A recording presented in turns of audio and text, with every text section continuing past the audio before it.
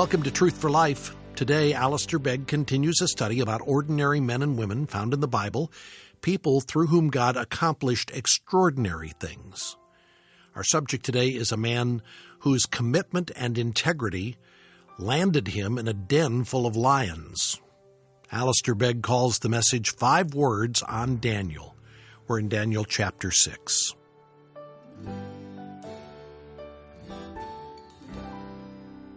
He was distinguished. He was despised.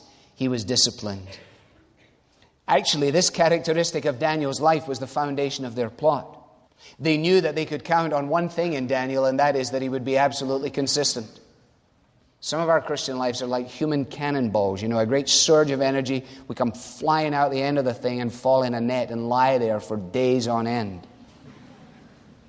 Well, that wasn't Daniel. He was like a Rolls-Royce engine on a 747. Once they cranked him up, he just kept going and going and going and going. And so his friend said, "We'll get him on the basis of his consistency." So they show up at his house. If your Bible is open, you'll see it there in verse 11. They went as a group. These men went as a group and found Daniel praying and asking God for help. They weren't surprised. They knew they would. So they shoot off back to the king. They said, we want to remind you of your royal decree. Which one? The one, that we thought up for you a few days ago, where you were going to shut everything down for 30 days. And eventually he said, oh, yeah, I'm with you. I've got that. And having caught Daniel, now they catch the king. And they say, by the way, you said that anybody who wasn't doing this would be thrown in the lion's den. The king says, yeah, you're dead right. The decree stands.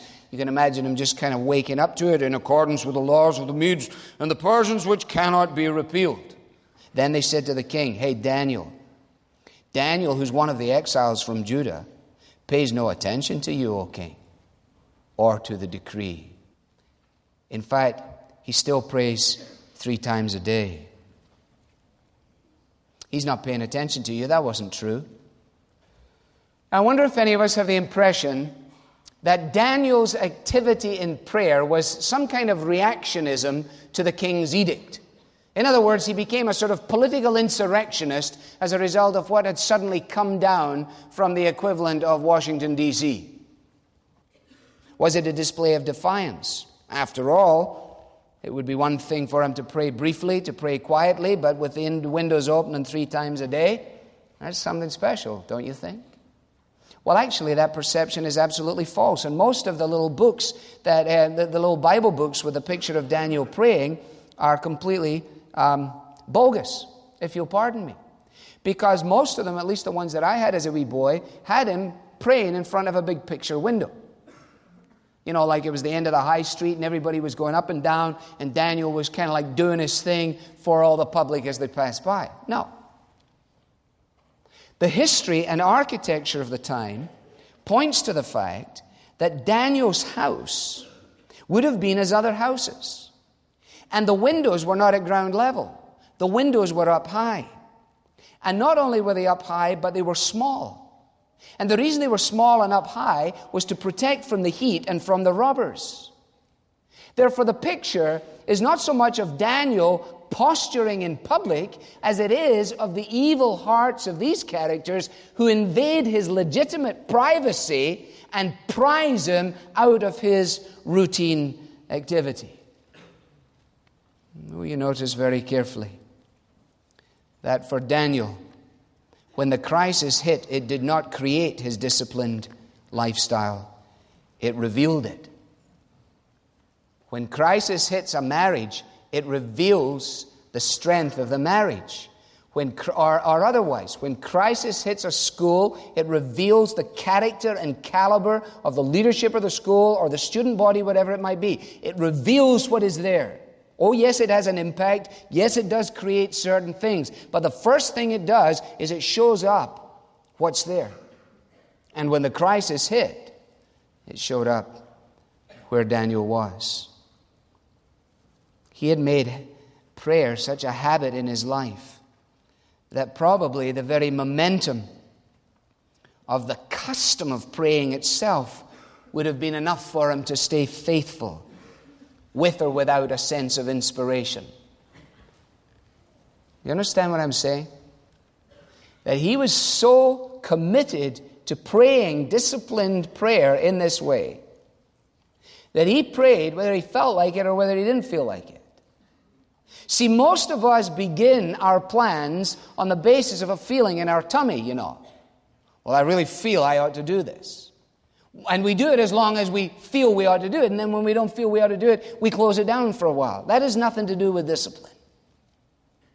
And why didn't you pray at the prayer meeting? Well, I didn't feel like praying at the prayer meeting. For goodness sake, what is prayer? A glandular condition or something? Jesus said men ought always to pray and not to faint. That's good enough for me. It's a prayer meeting, pray. We didn't all come together to sit in silence, for goodness sake. We could have done that and unhooked our telephones and laid them down on our bedside tables and laid on our beds in total silence. The discipline of his life. Probably there were times when he felt like praying and other times when he didn't feel like praying. There were times when he got a great surge out of it, and there were other times when, frankly, he got nothing out of it. There were times when he left feeling really blessed, and there were other times when he left feeling really flat. But he didn't care. He prayed because he prayed because he prayed. That's discipline. In fact, in relationship to the edict that had come down, he could probably by this time have rationalized the fact that he'd stored up such a phenomenal credit on the strength of all the things that he'd done for God that God would let him off for 30 days. Don't you think you and I would have rationalized a little bit like that? Isn't that what you do when you go on vacation? Well, I don't think I need to go to church this Sunday. After all, I've been going to church for the last 51 Sundays. Who cares? Since when was that a New Testament question? Or he could have said, you know, I've got a sneaking suspicion that I'm soon going to be home out of here. It would be a dreadful thing to get my head chopped off or eaten up by lions just when I'm about to go home and see some of my old friends and my old cousins and my own family. And he could have said to himself, you know, I think the Lord, he won't mind if I shut it down just for a little while. After, 30 days goes past very quickly, especially at my age. He says, 75 or 80 years, and I've been praying up a storm for years, Lord, Never even entered his head, apparently. He just was straight at it the same way as ever. Bam, bam, bam. Praying. You ever been in the company of somebody like that? The kind of involuntary reaction of their life is prayer. I got a little friend called T.S. Mooney. I may have told you about him before. He's living in heaven for the last little while. He was a bachelor all of his days. He taught a boys' Bible class for 50 years of his life. He was a banker. The boys' Bible class that he taught was in Londonderry, Northern Ireland. I asked him one day, I said, what's your plan and purpose with these boys? He answered instantaneously, my plan for the Bible class has always been to give every boy a Bible in his hand, a Savior in his heart, and a purpose in his life. Straight out. Every boy that came to his class, he prayed for, always. By the time I met him, he was in his 70s, and when I went to his apartment in Londonderry, it was like a rogues gallery. There were photographs all around the walls. There were judges from the High Court in London. There were famous surgeons. There were school teachers. There were mechanics. There were plumbers. There were all kinds of people all around. And who were they? They were his boys.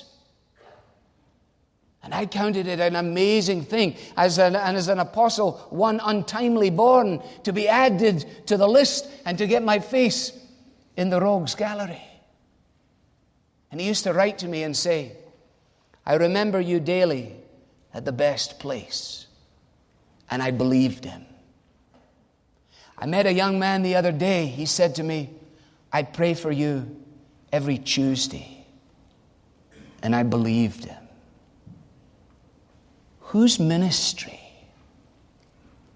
is being held up on the strength of our disciplined commitment to prayer? We can do more than pray after we've prayed, but we can do more than pray until we've prayed. If our prayer is meager, it's because we regard it as something supplemental rather than as something fundamental. And for this guy, Daniel, it was fundamental. It was like breathing. It was like putting on his sandals. It was like drinking Diet Coke, whatever it was, He was absolutely committed to it. Incidentally, T.S. Mooney died a few years ago. The housekeeper found him in the morning, fully dressed and kneeling over his bed. He had gone into the presence of Jesus on his knees.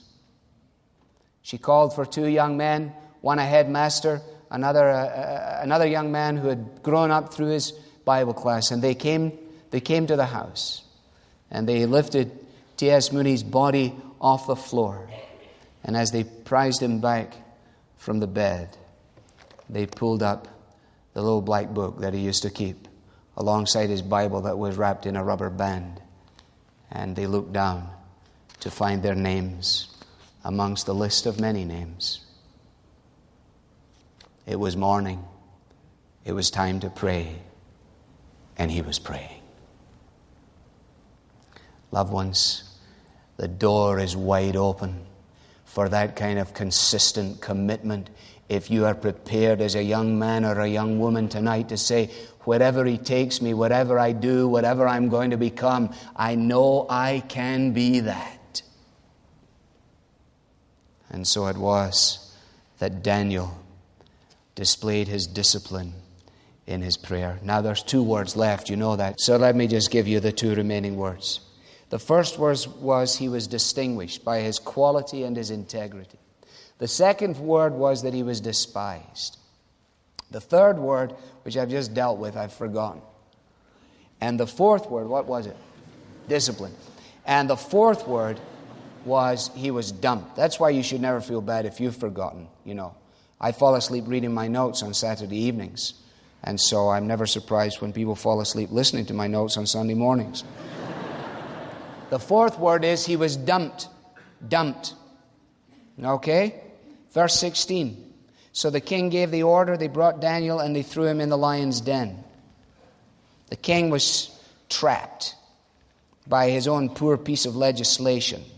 Verse 14 tells us he was greatly distressed, that he was determined to rescue Daniel, that he made every effort until sundown to save him. He tried to introduce another bill, you know. He tried to put together enough people in the Congress who would vote to overturn his edict, and they all held absolutely true. No way, we've got old Daniel this time.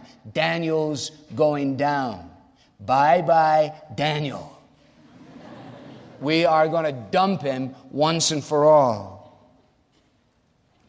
And the fact of the matter is that Daniel would not be here in chapter 6 were it not for the commitment that he declared in chapter 1 with his passion for purity. He would not be here at the age of 70 and 80 were it not for the persistence that he'd shown through his middle years.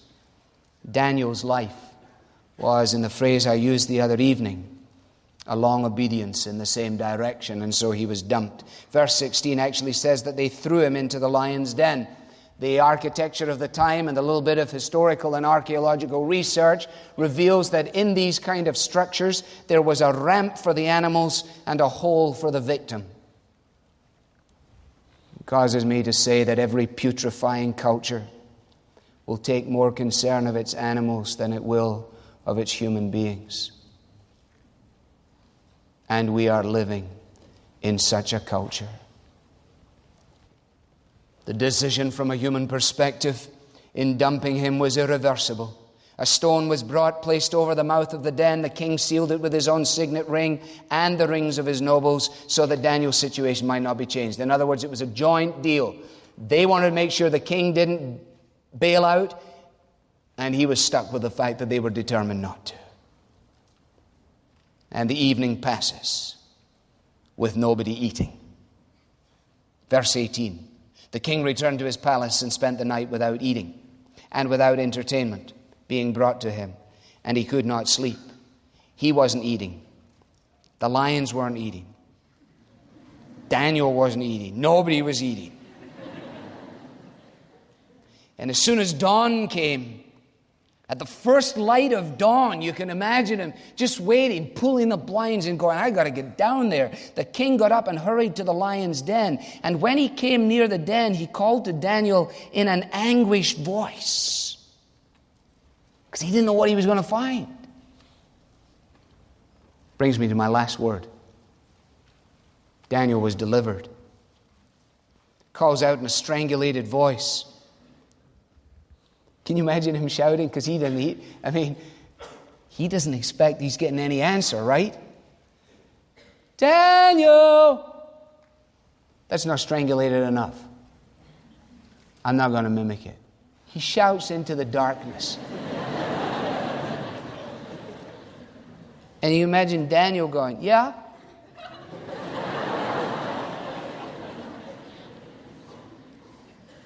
It's like, hey, chill out, king. No problem. Verse 21, Daniel said, hey, king, live forever. My God sent his angel. He shut the mouths of the lions. They haven't hurt me. Reason, I was found innocent in his sight. Nor have I ever done any wrong before you, O king. See, that's a passion for purity. That's consistency. That's integrity. You can't say that unless you have lived that. Neither can I. The reason that the angels came and shut the mouths of the lions was because I was absolutely innocent. It was a trumped-up charge. I frankly have never done anything wrong before you, O king. And the king was overjoyed, and he gave orders to lift Daniel out of the den. You see the difference now? He gets dumped in, he gets lifted out. You know, it's very hard not to read these verses and have your mind shoot forward in biblical history, is it not? To see a foreshadowing here of Calvary. Another one on trumped-up charges. Another one despised and rejected by those to whom he had done no wrong. Another one who was left behind a sealed den. Another one who had a stone rolled in front of the entranceway to prevent his exit. And then in the first light of dawn, the discovery made, he is alive. And here in Daniel 6, there is a foreshadowing of that day when the lion will lie down with the lamb and will eat straw like an ox. An inbreaking, as it were, of the kingdom that is yet to come in anticipation of the day when the king comes to reign. And suddenly Darius's eyes are opened as a result of this encounter, and he issues another decree. He calls for the worship of Daniel's God. Then King Darius wrote to all the peoples, the nations, and the men of every language throughout the land. He says, listen, Daniel's God lives. Daniel's God reigns. Daniel's God rescues. Daniel's God performs signs and wonders. Small wonder in verse 28 that we read that Daniel prospered during the reign of Darius and the reign of Cyrus the Persian. Why? Because he was the embodiment of a man with a passion for purity. Empires come and go, kings rise and fall, fashions and lifestyles change, but God's truth never changes. It was in an event like this, many years ago, at a different college, but a similar context, that one young man, on the strength of this kind of exhortation and encouragement, went back to his room, took his journal, opened it, wrote down the date of the day, tautology, wrote down the date, and penned, "He is no fool who gives up what he cannot keep to gain what he cannot lose." And Eliot said, that is going to be my life. You say to yourself, well, I'm not Eliot. He wasn't Jim Elliot then, you know what I mean? Well, he was Jim Elliot, but he wasn't, like Jim Elliot. You know what I mean? He was just Jim. His last name happened to be Elliot.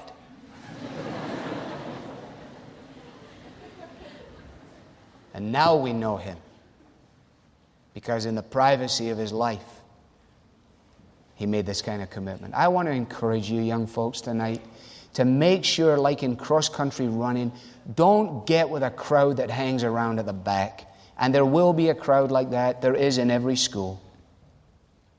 Don't hang around with those people. You've run about 150 yards and they start to say things like, well, we don't really need to do this. They start to say things like, well, there's no need to be fanatical about this.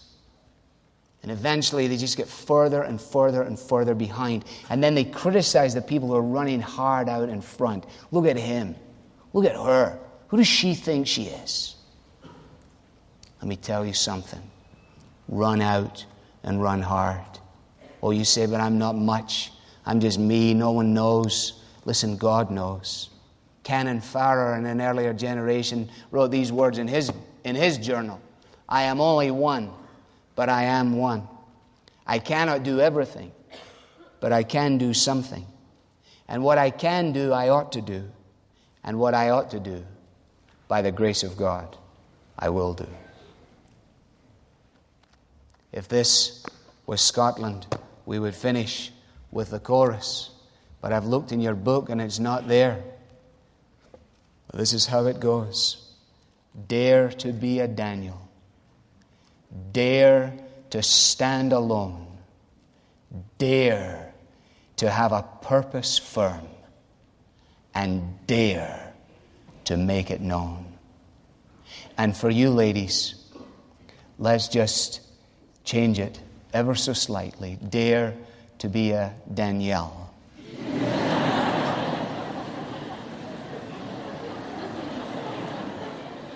For if truth were told, the pages of 20th century missionary biography have more testimonies to this kind of caliber in the lives of young women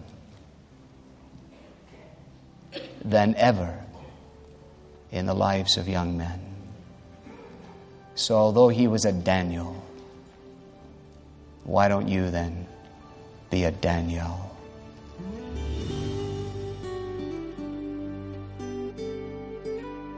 A challenging message from Alistair Begg as he continues our study called Jars of Clay. This is Truth for Life. Well, if you're familiar with the full story of Daniel, you know he was still a young man when he was taken from his homeland and brought to Babylon. But despite his youth, he was committed to following God. Of course, it's never too late to make that commitment. But what a wonderful advantage when you begin your adult life with that foundation already in place. With that in mind, we want to recommend a book today written to help parents and youth leaders address questions from teenagers about faith and other issues facing their generation. The book is simply titled Ask. It's written by pastor and apologist David Robertson, and he addresses a broad mix of topics, questions posed by teenagers on things like suicide, understanding the mind of God, what's the purpose of life. There's even a question about tattoos. Robertson addresses 52 different questions and provides suggested books for further reading on every topic covered in the book. Robertson's book, Ask, helps students learn how to think through the lens of Scripture. Each chapter also features a key biblical text, a discussion on the topic, along with a closing prayer. This is a go-to reference book, something you'll want to have on hand as you answer your teenagers' questions to help guide them to think biblically during high school and college years. We'll send you a copy along with our thanks when you donate today to support Truth for Life. Your gift helps bring Alistair's clear, relevant Bible teaching to people all around the world without cost being a barrier, and we are so grateful. Look for the book titled Ask when you donate online at truthforlife.org/donate or call 888-588-7884. Again, that's 888-588-7884. If you'd prefer to mail your donation, our address is Truth for Life, P.O. Box 39, 8000, Cleveland, Ohio, 44139. I'm Bob Lepine, hoping you can join us tomorrow. We'll talk about trusting God in the dark valleys of life. This daily program features the Bible teaching of Alistair Begg, and it's furnished by Truth for Life, where the learning is for living.